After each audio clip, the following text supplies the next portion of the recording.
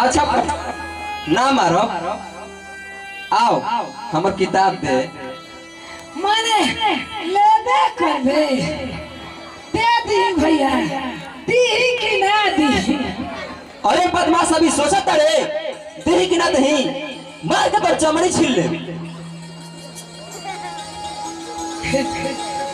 ले संगतिया देवे के तो मन नहीं खे करो, बाकी ते संगतिया हरे ऐसे सोचत न कि दैया दी। ले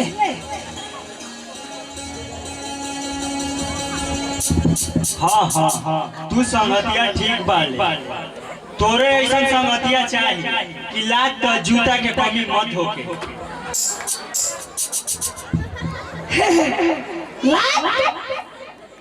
जूता उता लात में पहने वाला जूता और चाहिए हमारी पाटा में किने जाता वो कौन है?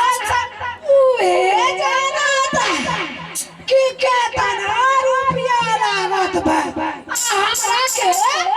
हमरा के ऐसा ही मिली तो अच्छा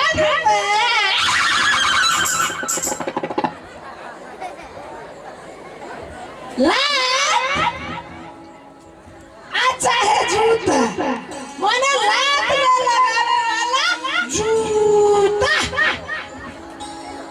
फरजत तू ऐसा कैसे आइले रे?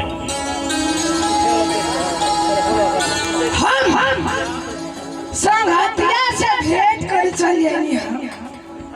हेलो लड़का पर संगतिया है जा